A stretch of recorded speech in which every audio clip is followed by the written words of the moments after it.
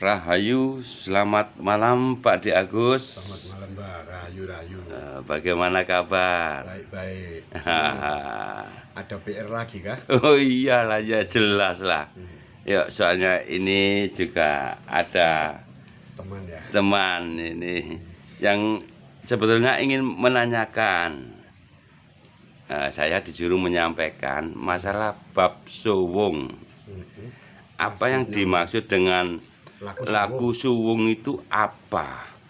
Dan beliaunya ini, teman saya ini, mendapat wejangan suwung dari Mbah A, Mbah B dan sebagainya itu kok selalu berbeda-beda.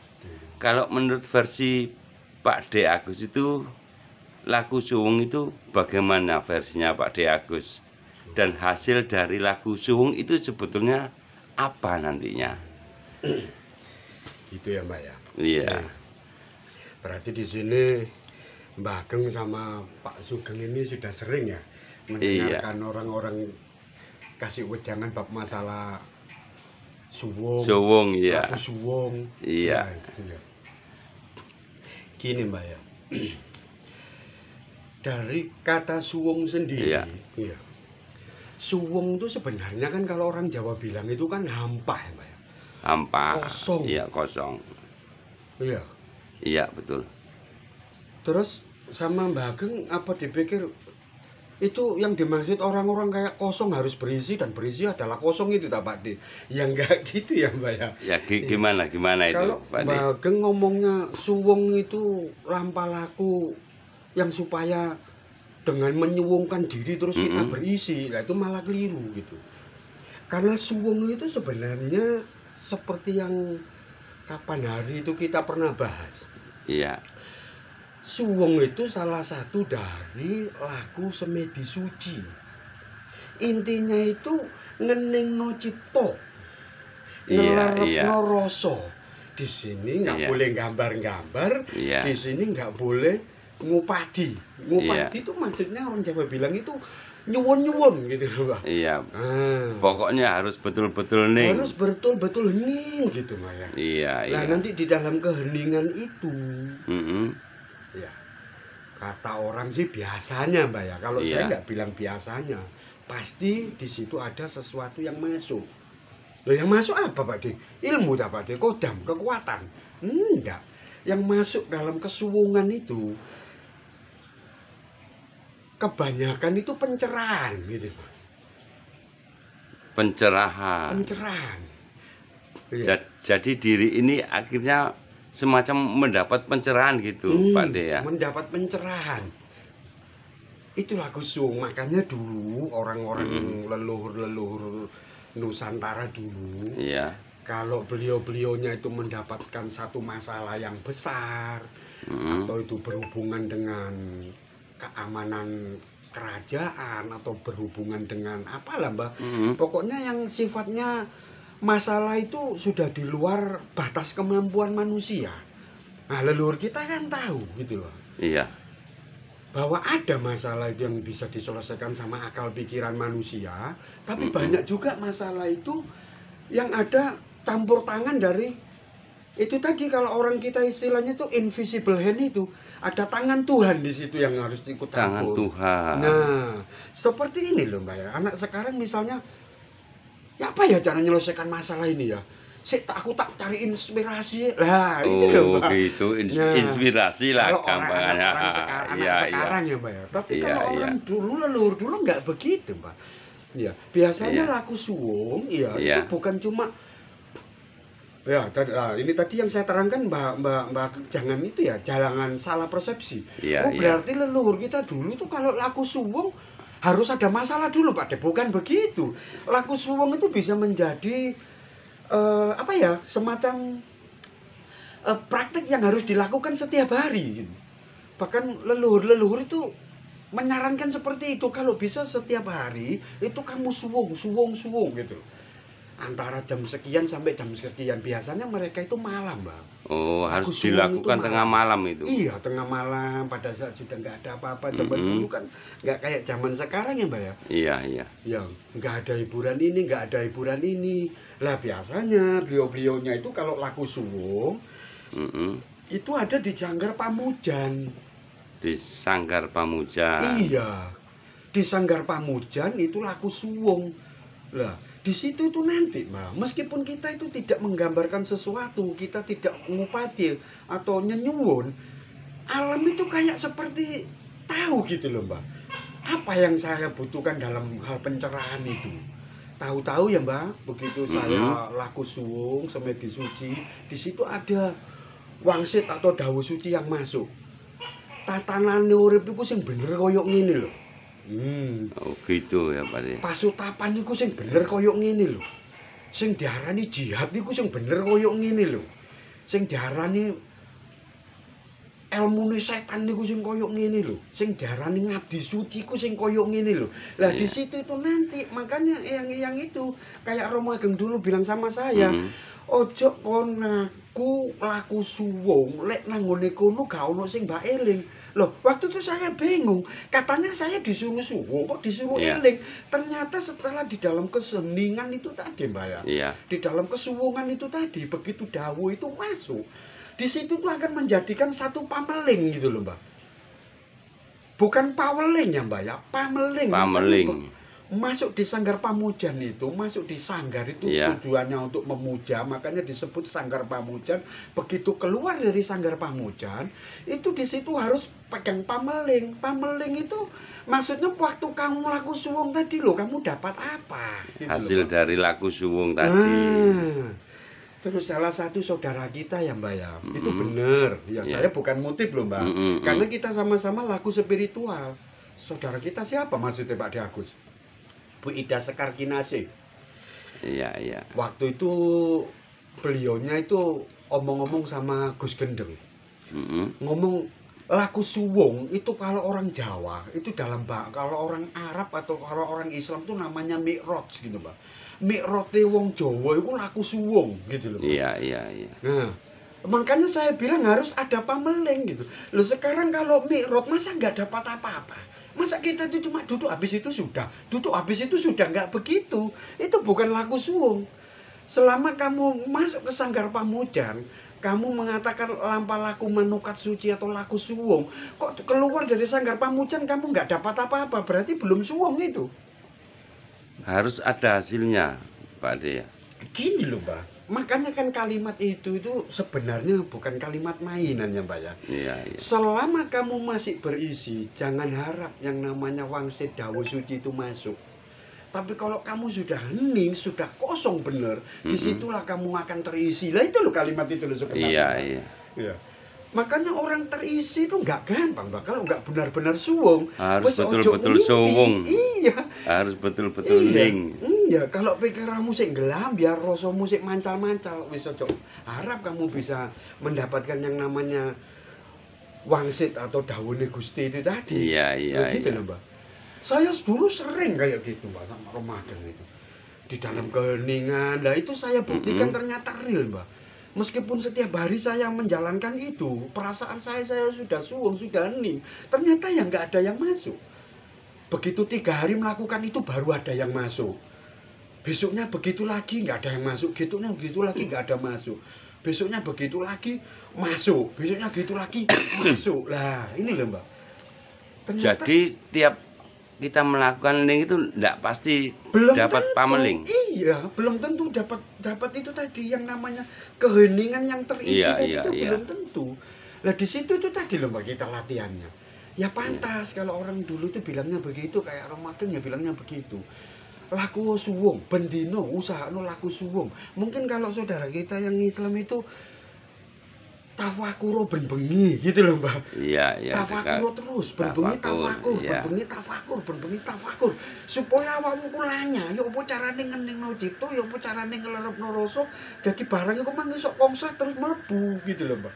Iya, iya. Iya, mungkin anak sekarang ngomongnya inspirasi itu masuk ya Mbak. Inspirasi. Kalau zamannya Nabi Wali itu wahyu gitu ya Mbak ya. Iya, iya, iya. Kalau zamannya leluhur itu kan wangsit, sampai zaman sekarang itu kan wangsit. Wangsit istilahnya leluhur kita. Iya. Nah ini ya Mbak ya. Iya. Jadi sebenarnya laku suwung itu bukan cuma orang Nusantara aja Mbak. Ya, saya tak nyimpang ke kanan ke kiri ya Mbak. Iya, ya monggo. Kalau saudara kita yang Islam pun juga sama, yaitu tadi Mbak, laku tafakur. Tafakur. Saudara kita yang Kristen pun juga sama mungkin Mbak. Laku hening itu tadi Mbak, sembahyang malam gitu ya Mbak. Iya. Nah, cuma orang-orang itu sayangnya Mbak ya, yang dibahas itu cuma lagu suwungnya. Seharusnya lagu suwung itu kan cuma awal gitu Mbak. Tapi selepas lagu suwung itu yang jadi masalah gitu. Gimana masalahnya itu Pak? Gini Mbak ya, setelah kamu laku suwung di dalam sanggar pamujan, terus kamu mendapatkan wangsit atau dawuh suci, dawuhne Gusti. Iya. Iku kudune kon metu teko sanggar, iku dadi pamelingan. Kon mang nang jerone sanggar, kamu di dalam sanggar itu dapat apa? Iya, Mbak? Iya. Bukan kok di sanggar kamu bisa suwung, keluar dari sanggar terus balik lagi. Sing wedok koyok kuda binal, sing lanang koyok cara nakal. Lah ini tadi suwung sing yo opo? Gitu loh, Mbak. Harusnya bisa lebih terkendali. Loh iya. Sifat-sifatnya. Makanya lagu suwung tuh maksudnya gitu. Jadi lebih tercerahkan. Lah, itu kan tujuannya suwung. Iya, suwung iya. itu nggak golek apa-apa, Mbak. Nggak golek supaya aku sakti, nggak golek supaya pengasihan, nggak golek supaya restoranku rame, nggak cari itu. Suwung iku goleki ngupati dawuhne Gusti. Laku meneng, wis pasrah apa sing diajarno. Wis gak usah ndekti alam. Engko alam ngerti dhewe awakmu ku goblok nang sebelah ndi. Gitu istilahnya yang disebut pencerahan itu Pak De. Dan alam lebih tahu kamu tuh paling goblok di sebelah mana, kamu tuh paling lemah di sebelah mana. Di situ wangsit itu bisa masuk dengan proses laku suwung itu tadi. Cuma orang-orang itu kan jarang menjelaskan yang seperti itu ya Pak. Iya. Saya yakin kok itu. Selalu yang dibahas itu proses laku suwung. Suwung itu ya koyok ngene. Suwung itu kayak begitu. Sebenarnya bukan itu yang menjadi pegangan utama. Setelah kamu di sanggar pamujan, proses laku suwung, lah keluar dari sanggar pamujan itu tadi loh. Kamu sik pegang pameling enggak? Sik eling enggak ambek opo sing didhawuhi waktu kono nang alam suwung apa keningan iku mang. Lah lek gak eling apa-apa, ya wis gak usah laku ngono, dia wis kesel. Gitu. Harus apa yang didapat dari lagu suwung diterapkan di luar. Iya. Kan gitu, Mbak. Iya, betul. Itu sebenarnya lagu suwung itu tujuannya begitu. Gitu. Dan dalam lagu suwung itu yang terbanyak ya istilahnya ya yang didapat pencerahan itu ya Pak De. Iya, pencerahan tentang semua kehidupannya. Iya. Lagu suwung itu enak bener Mbak. Iya. Karena apa sih? Kita ini seperti dicerahkan sendiri ya Mbak ya. Misalnya kita punya masalah apa-apa gitu lalu kita lagu suwung. Iya. Suwung itu maksudnya kan ditaruh dulu ya Mbak ya. Masalah itu ditaruh dulu. Kegoncangan jiwa karena masalah itu ditaruh dulu. Iya ya Mbak ya. Iya. Sudah. Jadi kita itu tadi nyuwungno pikir, nyuwungno cipta, nyuwungno nglerepno rasa, nglerepno panyuwunan. Ya wis kalau saya bilang wis kayak semedi suci lah, Pak. Iya, Wis laku pasrah lah. Iya, istilahnya itu ada yang mengatakan istilah lang ning nung. Nah, itu kalau dengan laku pasrah itu nanti petunjuk pasti masuk. Ini loh caranya nyelesain masalahmu itu. Nah, itu loh, Pak. Oh, gitu ya. Itu sebenarnya. Ya, akhirnya dapat pencerahan, oh alah masalahku itu tibanya begini iya, pasti akan terselesaikan. Itu Mbak. Atau kalau nggak gitu, kalau nggak ada masalah, nggak ada apa, nah di situ nanti akan masuk yang namanya pencerahan yang wujud wejangan di urip itu tadi Mbak. Ya seperti yang saya bilang tadi. Iya. Ngene lho Mbak sing diarani ilmu setan, ngene lho Mbak sing diarani ngabdi suci, ngene lho Mbak sing diarani jihad, iki lho sing diarani laku pasutapan, iki lho sing diarani alam kanirwanan, iki lho sing diarani sekso alam paseksan. Dan itu tadi jangan dicari di buku di luar, Mbak, nggak akan ada. Nggak ada wong dawuh kok dicari di mana, nggak mungkin ada, karena yang tahu itu yang bersangkutan ini tadi. Iya. Ya makanya kan orang sering ngomong ya, Mbak ya. Iya. Kayak ya wis kita ambil lah salah satu contoh kayak Kanjeng Romo Sejati, Romo Semono. Iya. Waktu itu mendapatkan kunci paweling Mejil Asmo Singkir. Ya itu kan yang tahu kan Romo Semono sendiri toh, Mbak. Karena beliaunya ini yang apa caranya wong Jawa ngarani, Mbak? Sing lampani gitu loh, Mbak. Ya, yang mendapatkan. Iya. Dan Romo Semono di dalam keheningan, di dalam kesuwungan itu tadi diwejang opo-opo itu kan kita nggak ngerti, Mbak. Iya. Lah Romo Semono cuma ngasih tahu kita, oh aku oleh ngene iki ngene lah, itu kan cuma biasa aja gitu loh, Mbak. Tapi kebanyakan itu orang kalau katanya laku suwung itu sudah mencapai keheningan nggak kelihatan apa-apa, itu katanya sudah di alam sunyaruri. Sunyaruri itu kan cuma istilah toh, Mbak. Sunyaruri itu ya alam alam suwung lah. Ya itu tadi loh. Balik alam keheningan di situ. Tapi nggak mendapatkan apa-apa katanya. Enggak. Lah ya itu. Kalau dia masih sampai belum. Begitu saya pikir belum, Mbak. Masih itu belum ya. Harus diulangi lagi dan diulangi lagi. Iya sudah. Pastikan itu, Mbak. Kalau jangan punya teman pastikan begitu. Iya. Karena saya dulu sering seperti itu, Mbak. Iya. Sampai berjam-jam, sampai saya capek hilang. Oh, ternyata laku suwung itu bukan perkara 2 jam, 3 jam, 4 jam, enggak, Mbak. Iya, ngelerepno rasa ngeningno pikir itu, Mbak. Itu kalau sudah terbiasa, kadang 15 menit aja jadi, Mbak. Kalau sudah terbiasa loh, Mbak. Jadi perlu latihan juga. Iya, ya itu tadi loh, Mbak. Ayo latihan. Iya. Kayak orang ngomong loh, Mbak. Iya. Kalau orang itu nggak biasa ngomong ya, Mbak ya. AO Iya, gitu loh, betul Mbak. sekali. Tapi kalau dia sudah dilatih tiap hari itu speak contest, practice speaking, terus ngomong terus ya, dilatih terus gitu. Ya pasti dia ngomongnya enak gitu loh, Mbak. Iya. Pasti dia ngomongnya enak.